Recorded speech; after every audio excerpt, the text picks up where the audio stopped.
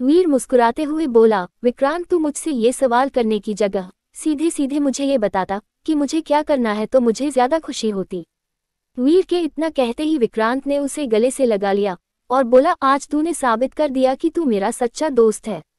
वीर मुस्कुराते हुए बोला, वो तो मैं हूं ही, और प्रीति सिर्फ तेरी बहन नहीं है, मेरी भी बहन है। तेरी तरह उसका ये भाई भी उसके लिए अपनी जान तक देने के लिए तैयार है। वैसे तुझे अपने दिल की बात बताऊं? हाँ, विक्रांत ने पूछा।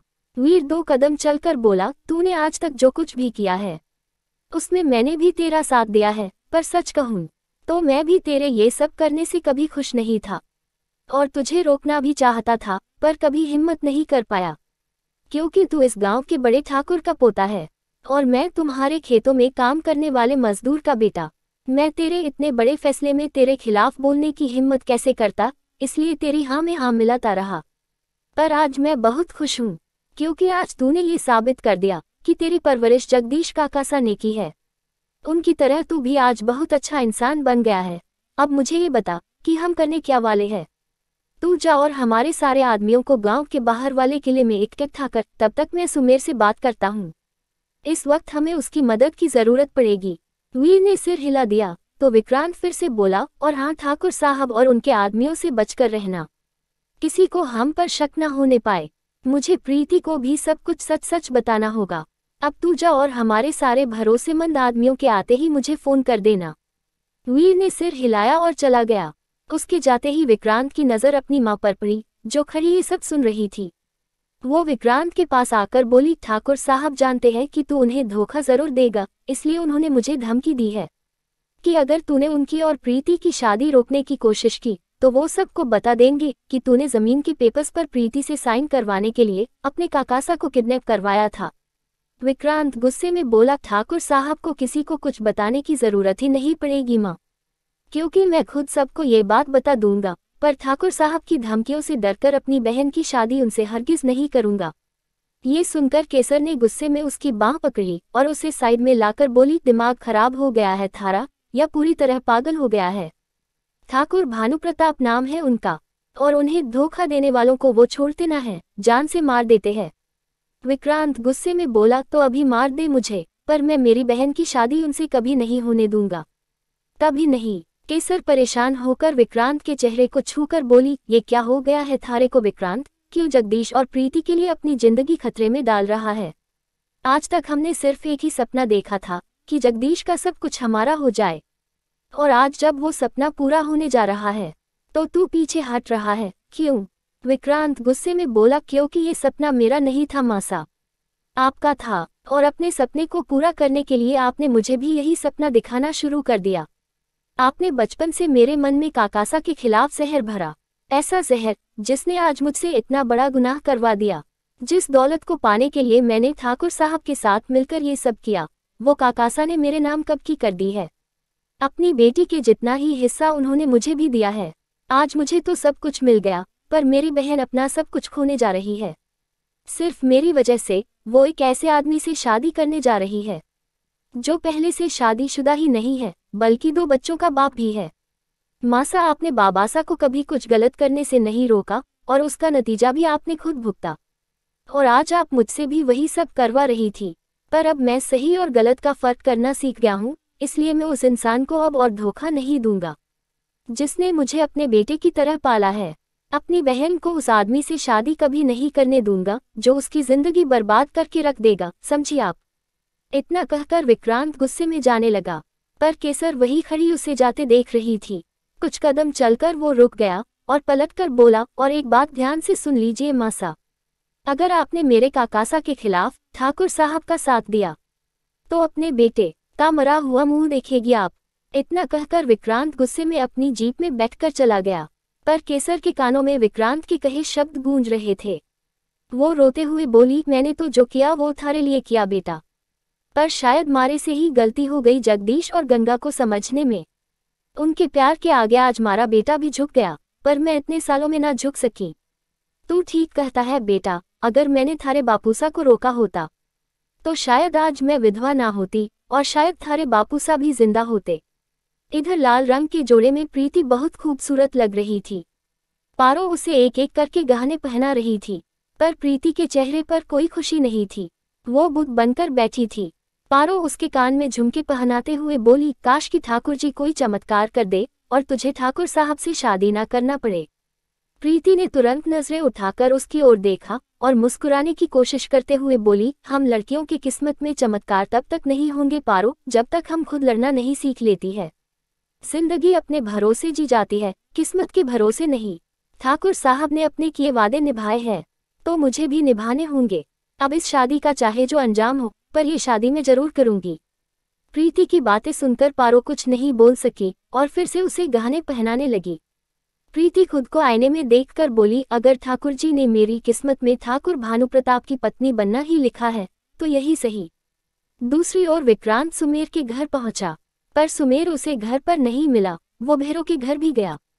उसने दोनों को फोन भी किया, पर दोनों के ही फोन बंद आ रहे थे। वो मन ही मन बोला, सुमेर और भैरव दोनों ही कल रात से गायब है। आखिर दोनों गए कहाँ और दोनों के ही फोन बंद क्यों आ रहे हैं। यही सब सोचते हुए वो गांव के बाहर किले की ओर बढ़ने लगा। तभी अचानक उसे कुछ याद आया और उसने अपनी जीप पर ब्रेक लगा दिया। वो मन ही मन बोला, जब हम ठाकुर साहब की हवेली जा रहे थे तब मैंने हवेली से कुछ दूर एक जीप देखी थी। वो जीप सुमेर की जीप की तरह लग रही थी। कहीं वो सुमेर की ही जीप तो नहीं थी। विक्रांत ने अपने दिमाग पर जोर डालकर गाड़ी का नंबर याद करने की कोशिश की तो उसे कुछ कुछ याद आने लगा। वो परेशान होकर बोला, इसका मतलब वो सुमेर की ही जीप थी। सुमेर जरूर ठाकुर साहब की हवेली में काकासा को तलाशने गया होगा। हे भगवान, कहीं सुमेर और भैरव पकड़े तो नहीं हो गए, कहीं ठाकुर साहब ने उन्हें कैद तो नहीं कर लिया। अब क्या करूं? कैसे पता करूं सुमेर के बारे में? इस वक्त मुझे उसकी मदद की जरूरत है, क्योंकि ठाकुर साहब से आमने सामने की लड़ाई लड़ना बहुत मुश्किल होगा। मुझे कुछ भी करके ठाकुर साहब के आदमियों का ध्यान भटकाकर सुमेर की मदद से प्रीति को यहाँ से निकालना होगा। पर पहले सुमेर का पता करना होगा। सिर्फ ठाकुर साहब ही उसके बारे में बता सकते हैं।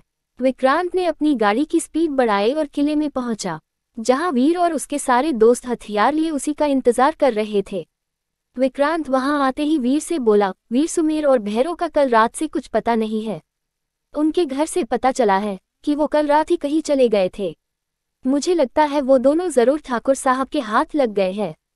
उसकी बातें सुनकर वीर भी परेशान हो गया और उसने पूछा, तो अब हम क्या करेंगे? विक्रांत कुछ पल सोचकर बोला, तुम सब फिर से गांव पहुंचो और ठाकुर साहब के आदमियों पर नजर रखो। तुम सबके पास हथियार भी होने चाहिए, पर किसी को नजर नहीं आने चाहिए, और ठाकुर साहब को भी हम पर बिल्कुल शक ना होने पाए। मेरे पास एक बहुत अच्छा प्लान है। कैसा प्लान? वीर ने पूछा। विक्रांत ने उसके कंधे पर हाथ रखकर जवाब दिया, फिलहाल हम सबको चलकर शादी की तैयारियां करनी होगी, क्योंकि ठाकुर भानुप्रताप अपनी पूरी फौज के साथ यहाँ आए हुए हैं। अगर उन्हें हम पर शक हो गया तो हम सब भी सुमेर और भैरव की तरह उनके हत्थे चढ़ जाएंगे। और अगर इस वक्त प्रीति ने उससे शादी करने से इनकार किया तो वो हमारे गांव में खून की नदियां बहा देगा। ये सुनकर वीर और बाकी सब परेशान हो गए। विक्रांत की बातें सुनकर वीर गुस्से में बोला, तो हमने भी कोई चूड़ियां नहीं पहन रखी है। हमारे गांव की बहू बेटियों पर बुरी नजर डालने वाले को हम भी नहीं छोड़ेंगे। विक्रांत उसके कंधे पर हाथ रखकर बोला, ये वक्त जोश से नहीं, होश से काम लेने का है वीर। प्रीति के विधवा होने और सारी रात आदित्य साहब के साथ बाहर रहने वाली बात जानकर ठाकुर साहब ने सारी पंचायत के सामने अच्छे बनने का जो नाटक किया है, उसके बाद हमारे गांव के पंच भी उसका ही साथ देंगे और हम चाहकर भी कुछ नहीं कर पाएंगे।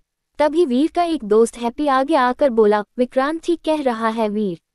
भानुप्रताप ने पंचायत को पहले ही अपनी तरफ कर लिया है, पंचायत उसका ही साथ देगी। विक्रांत भी बोला, अब हमारे पास बस एक ही रास्ता है वीर, कि हम सुमेर की मदद से प्रीति को इस गांव से भगा दे और फिर भानु के सामने ये नाटक करे कि हमें कुछ पता ही नहीं है। इससे गांव में खून खराबा होने से बच जाएगा। फिर हम भानु के आदमियों के साथ मिलकर प्रीति को ढूंढने का नाटक करेंगे। ज्यादा से ज्यादा वो मुझ पर बरसेगा, पर सिवाय प्रीति को ढूंढने के वो कुछ कर नहीं पाएगा। वीर 2 पल सोचकर बोला, पर विक्रांत उसके पहले हमें काकासा को गांव वालों के बीच लाना होगा, क्योंकि अगर उसे हम पर शक हो गया तो वो काकासा का इस्तेमाल करके हमें प्रीति को वापस लाने के लिए मजबूर कर सकता है। अगर काकासा गांव वालों के बीच रहेंगे तो वो कुछ नहीं कर पाएगा। तू ठीक कह रहा है वीर, एक काम कर, हमारे कुछ आदमियों को हॉस्पिटल में छोड़ ताकि वो काकासा का ध्यान रख सके। मैं सबसे पहले सुमेर का पता लगाकर उसे उस भानु की कैद से आज़ाद करवाने का रास्ता ढूंढता हूँ।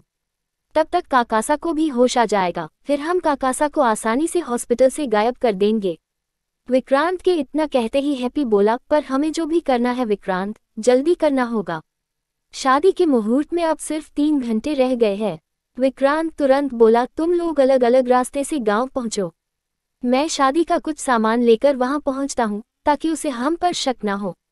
ठीक है, वीर ने इतना कहा तो हैप्पी उसके कंधे पर हाथ रखकर बोला, मैं कुछ और हथियारों का इंतजाम करता हूं, क्या पता हमें जरूरत पड़ जाए। विक्रांत ने सिर हिलाया और वीर के साथ वहां से निकल गया। इधर ठाकुर भानु प्रताप दूल्हे बनकर तैयार थे। सुमित्रा ने उनके सिर पर सेहरा बांधते हुए कहा, एक बार फिर से सोच लीजिए भानु, हमारा दिल हमें अभी भी इस बात की इजाजत नहीं दे रहा है कि हमारे इकलौते बेटे की शादी प्रीति के साथ हो। हमारा दिल अभी भी हमसे यही कह रहा है कि आज जरूर कुछ बुरा होने वाला है। अभी भी वक्त है, मत करिए ये शादी। भानु मुस्कुराते हुए बोला, मासा हम आपको पहले भी बता चुके हैं कि हम ये शादी जरूर करेंगे। उस लड़की ने हमें थप्पड़ मारा था और उसका बदला हम उसकी जिंदगी बर्बाद करके लेंगे। उस लड़की को अपने जाल में फंसाने के लिए हमने बहुत कुछ किया है मासा, अब हम पीछे नहीं हटेंगे। बिना प्रीति को साथ लिए हम इस गांव से कभी नहीं जाएंगे। तभी विक्रांत वहां आकर बोला, ठाकुर साहब एक बहुत बड़ी प्रॉब्लम हो गई है। भानु ने हैरानी से पूछा, क्या हुआ? विक्रांत उनके करीब आकर बोला, मेरे एक आदमी ने मुझे बताया कि कल रात सुमेर को उसने आपकी हवेली पर जाने की बात कहते हुए सुना था। कहीं उसे कुछ पता ना चल जाए। अगर उसे कुछ पता चल गया तो उसने तुरंत आकर प्रीति को ये बता देना है कि काकासा को हमने किडनैप करवाया था। भानु मुस्कुराते हुए बोले, हमें तो लगा था कि आपके मन में आपके काकासा के लिए प्यार जाग उठा है, पर शायद हम गलत थे। ठाकुर साहब, मैंने मेरे बाबासा से बचपन में यही सीखा है कि अगर आपके पास पैसा हो तो सारे रिश्ते अपने आप बन जाते हैं, और ना हो तो आपके अपने भी साथ छोड़ देते हैं। मेरे काकासा ने बचपन में मुझे इसलिए अपनाया क्योंकि उन्हें एक भरोसेमंद नौकर की जरूरत थी। उन्होंने मुझे जो कुछ भी दिया है वो मेरे लिए बस एक बूंद भर है, मुझे तो पूरा सागर चाहिए जो मुझे आप दे सकते हैं। उसकी बातें सुनकर भानु मुस्कुरा दिए तो विक्रांत फिर से बोला, हमें सुमेर का कुछ इंतजाम करना पड़ेगा, वरना वो प्रीति को सब कुछ बता सकता है। भानु के चेहरे पर तीखी सी मुस्कुराहट आ गई और वो बोला, वो किसी को कुछ नहीं बता सकता विक्रांत साहब, क्योंकि वो हमारी हवेली में वही कैद है जहां आपके काकासा कैद थे। ये सुनकर विक्रांत उन्हें हैरानी से देखने लगा तो भानु अपनी शेरवानी ठीक करते हुए बोले, जी विक्रांत साहब, हमारे आदमियों ने उसे और उसके दोस्तों को अपनी गिरफ्त में ले लिया है। वो दोनों हमारी हवेली में घुस आए थे और उस सुमेर ने आपके और हमारे बीच हुई बातों का वीडियो भी बना लिया था, पर हमने उन्हें हमारी हवेली में लगे सीसीटीवी कैमरों की मदद से पकड़ लिया। विक्रांत मन ही मन बोला, जितना समझा था उससे भी ज्यादा कमीना आदमी है ये। भानु फिर से बोले, आप चिंता मत करिए, वो कुछ नहीं कर पाएगा। आप जाकर बारात के स्वागत की तैयारी कीजिए, हम बस बारात लेकर निकलने ही वाले हैं। विक्रांत मुस्कुराते हुए बोला, जी आप बारात लेकर आइए तो सही, इतना भव्य स्वागत होगा आपका कि हमारे गांव की मेहमान नवाजी आप जिंदगी भर नहीं भूलेंगे। भानु मुस्कुरा दिए तो विक्रांत वहां से चला गया। वो जैसे ही अपनी गाड़ी के पास आया तो उसने अपने आसपास देखकर वीर को कॉल किया। दूसरी ओर से वीर ने तुरंत कॉल रिसीव की तो विक्रांत बोला, मेरा शक सही निकला वीर, सुमेर और भैरव दोनों ठाकुर साहब की हवेली में कैद है। हमें कैसे भी उन्हें वहां से निकालना होगा, पर वहां जाकर उन्हें छुड़ाना जान का जोखिम लेने के बराबर है विक्रांत, और फिर हमारे पास इतना वक्त भी नहीं है कि हम वहां जाकर उन्हें छुड़ा सके। वीर की बातें सुनकर विक्रांत परेशान होकर बोला, तू सही कह रहा है, वहां जाना खतरे से खाली नहीं है, पर हमें उन्हें वहां से निकालने का कोई ना कोई रास्ता निकालना होगा। दूसरी ओर भैरव ने जैसे तैसे करके खुद को खोल लिया और सुमेर को उठाकर बोला, सुमेर तू टेंशन मत ले, हम यहाँ से निकल जाएंगे। सुमेर उठने की कोशिश करते हुए बोला, निकलना तो हमें पड़ेगा भैरव, क्योंकि हमें प्रीति की शादी हर हाल में रोकनी है। बाहर तो ताला लगा है, हम यहाँ से निकलेंगे कैसे? इतना बड़ा गोडाउन है, यहाँ से निकलने का कोई ना कोई दूसरा रास्ता जरूर होगा, चल ढूंढते हैं। तू उधर देख, मैं इधर देखता हूँ। इतना कहकर सुमेर लड़खड़ाते हुए बाहर जाने का कोई दूसरा रास्ता तलाशने लगा। तभी सुमेर की नजर एक खिड़की पर पड़ी और वो उसे देखने लगा। तभी भैरव वहां आ गया। उसने सुमेर की ओर देखा और बोला, ये खिड़की तीसरी मंजिल पर है। यहाँ से बाहर जाने का सोचा तो जान से जाएंगे, और अगर नीचे पहुंच भी गए तो भानु के आदमी हमें नहीं छोड़ेंगे। सुमेर ने कोई जवाब नहीं दिया। वो वहीं रखी एक कुर्सी को खिड़की के नीचे रखकर उस पर चढ़ गया। उसने खिड़की को आहिस्ता से खोला और खिड़की से नीचे देखने लगा। भानु के आदमी वहां पहरा दे रहे थे। उसने दाएं बाएं और ऊपर नीचे देखा और फिर कुर्सी से नीचे उतर आया। उसे परेशान देखकर भैरव उसके कंधे पर हाथ रखकर बोला, तू चिंता मत कर, बाहर निकलने का कोई ना कोई रास्ता जरूर मिल जाएगा। सुमेर ऊपर खिड़की की ओर देखकर बोला, इस खिड़की के अलावा बाहर जाने का सिर्फ एक ही रास्ता है भैरव, और वो है दरवाजा, जहां से हम बाहर जा नहीं सकते, इसलिए हमें इसी खिड़की से बाहर निकलना होगा। भैरव ने परेशान होकर पूछा, पर हम नीचे जाएंगे कैसे? हम नीचे नहीं बल्कि ऊपर जाएंगे। सुमेर के इतना कहते ही भैरव उसे हैरानी से देखने लगा, तो सुमेर ने उसे सब कुछ समझाया। भैरव मुस्कुरा दिया। सुमेर फिर से बोला, पहले तू जाएगा, इस खिड़की के ऊपर ही गैलरी है, उसे पकड़कर तू आसानी से छत पर पहुंच जाएगा। तेरे बाद मैं आऊंगा। ठीक है, पर संभल कर आना क्योंकि तुझे चोट लगी है। इतना कहकर भैरव कुर्सी पर चढ़ा और फिर खिड़की पर चढ़कर उसने ऊपर गैलरी में बने छोटे छोटे पिल्लरों में से एक को पकड़ा और छत पर पहुंच गया। छत पर कोई नहीं था। भैरव आहिस्ता से सुमेर से बोला, सुमेर जल्दी कर। सुमेर भी कुर्सी से पहले खिड़की पर चढ़ा और फिर पिल्लर को पकड़कर छत पर चढ़ने लगा, पर हाथ में लगी चोट की वजह से उसका हाथ छूटने लगा। पर ऊपर खड़े भैरव ने तुरंत उसका हाथ पकड़ लिया और उसे ऊपर खींचने लगा। सुमेर भी ऊपर चढ़ने की कोशिश करने लगा और कुछ देर में ऊपर चढ़ने में कामयाब हो गया। ऊपर आते ही वो भैरव से बोला, अब हमें जल्द से जल्द यहाँ से निकलना होगा, पर अगर हम सीढ़ियों से नीचे गए तो पकड़े जा सकते हैं। वो सोच में पड़ गया। सुमेर ने छत पर सूख रहे कपड़ों को उतारा और जिस रस्सी पर कपड़े डले थे उन्हें खोलना शुरू किया। भैरव भी उसकी मदद करने लगा। लेखिका कविता वर्मा।